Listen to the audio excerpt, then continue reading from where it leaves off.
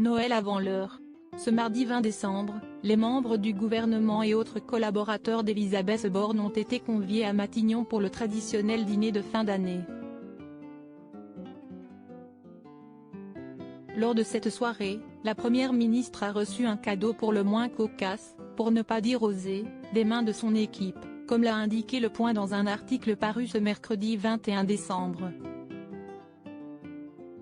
La chef du gouvernement a en effet eu droit à un maillot des Bleus, jusque-là rien d'anormal, sur lequel étaient floqués, en doré, les numéros 49 à l'avant et 3 à l'arrière. Une allusion évidente à l'article 49. 3 de la Constitution, auquel Elisabeth Borne a eu recours pas moins de 10 fois depuis son arrivée à Matignon. Selon nos confrères, l'idée de ce présent collectif est née du secrétaire d'État Hervé Berville.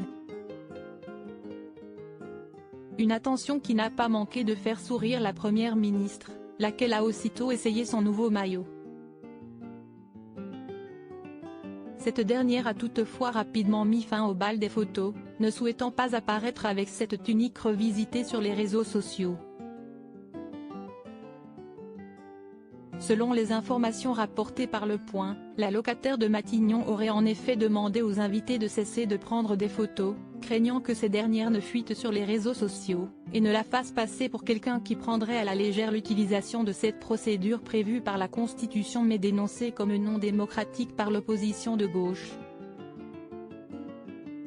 Et un participant de résumer auprès de l'hebdomadaire, si est-il une blague de mauvais goût, elle a mis le maillot pour faire plaisir, mais si est-il un sujet qu'elle ne prend pas à la légère.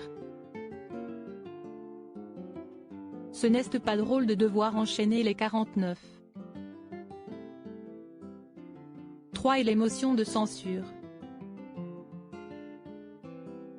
Heureusement pour elle, aucun cliché n'a encore circulé sur la toile.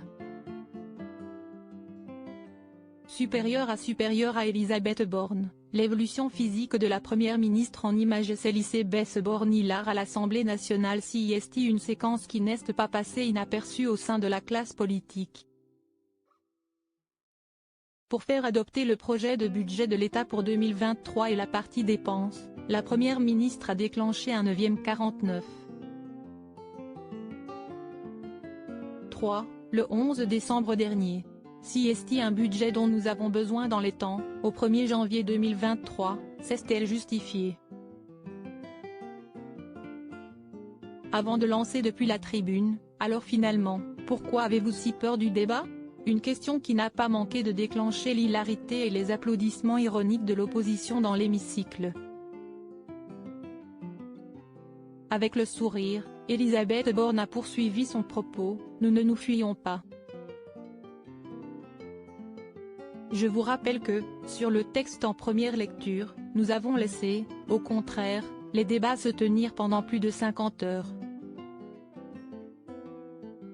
S'adressant à Valérie Rabault, députée NUP, du Tarn-et-Garonne, elle rappelle, sur la partie recettes, si est bien 100% du temps prévu qui a été utilisé. J'aurais aimé que ça soit à nouveau le cas, mais par 8 fois sur les textes financiers, fidèle à sa politique de posture permanente, le groupe insoumis a déposé des motions de censure. Par votre comportement, nous manquons de temps et j'aimerais croire que les autres groupes de la NUP ne s'y trompent pas, a poursuivi le bras droit d'Emmanuel Macron. Une prise de parole qui a fait réagir dans les rangs de l'Assemblée nationale, mais également sur Twitter. Crédit photo, Éric Tchaenpoul.